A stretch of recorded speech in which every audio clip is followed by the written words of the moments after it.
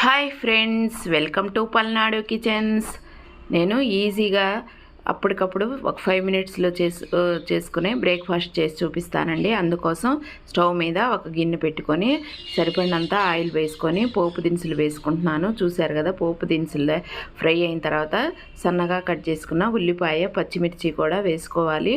ఇవి బాగా ఫ్రై అవ్వాలండి. దీంట్లో ఫ్రై అవ్వాలంటే కొంచెం సాల్ట్ వేసుకుంటే తొందరగా ఫ్రై అవుతుందండి. చూశారు కదా, ఒక స్పూను పసుపు, అలాగే దీంట్లోకి సరిపడినంత సాల్ట్ కూడా వేస్తున్నాను. సాల్ట్ వేస్తే ఉల్లిపాయలు బాగా ఫ్రై అయిపోతాయి. కొంచెం జీడిపప్పు కూడా వేస్తున్నానండి. చూశారు కదా, కరివేపాకు కూడా వేసేసాను. వీటిని బాగా ఫ్రై చేసుకోవాలండి, కొంచెం బ్రౌన్ కలర్ వచ్చేంత వరకు. తర్వాత సన్నగా తరిగి పెట్టుకున్న టమాటా రెండు టమాటాలు కట్ చేశానండి నేను. చూశారు కదా, వీటిని బాగా ఫ్రై అయిన తర్వాత మనం మరమరాలు తీసుకొని దీంట్లో వాటర్ పోసుకోవాలండి.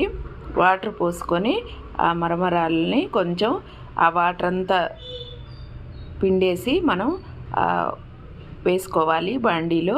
చూశారు కదా, నేను వాటర్ పోసి ఇలా చేత్తో మొత్తం వాటర్ అంతా పిండి మనం ఇప్పుడు ఫ్రై చేసుకున్న దాంట్లో వేసుకోవాలి. ఇది అప్పటికప్పుడు కానీ, ఈవినింగ్ టైంలో కానీ, మార్నింగ్ టైంలో కానీ ఈజీగా బ్రేక్ఫాస్ట్ మరమరాలదే తొందరగా అయిపోయిద్దండి. ఇలానే అటుకులు కూడా ఇలానే చేసుకోవచ్చండి. చూశారు కదా, నేను మొత్తం పిండేసి ఇలా వేసాను. దీన్ని ఇప్పుడు బాగా కలుపుకుందాము. బాగా కలిపిన తర్వాత ఇప్పుడు పైన కొంచెం కొత్తిమీర కూడా వేసేసుకుందామండి. ఇప్పుడు లాస్ట్లో మనం అంతా అయిపోయిన తర్వాత స్టవ్ ఆఫ్ చేసుకున్న తర్వాత 2 టేబుల్ స్పూన్లు నిమ్మరసం పిండుకోవాలండి.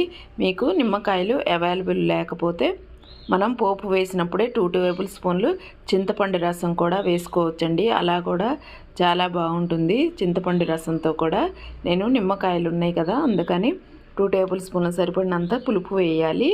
చూశారు కదా, ఇప్పుడు ఎంతో వేడివేడిగా మరమరాలు ఉప్మా రెడీ అయిపోయిందండి. ఇంకా మనం ప్లేట్లోకి తీసేసుకుందాం. ఈ వీడియో కనుక మీకు నచ్చినట్లయితే లైక్ చేయండి, షేర్ చేయండి, సబ్స్క్రైబ్ చేసి పక్కనున్న బెల్ ఐకాన్ని ప్రెస్ చేయండి. అప్పుడు మాత్రమే నా వీడియోస్ మీకు వస్తాయండి. ఒక లైక్ చేయండి నచ్చితే.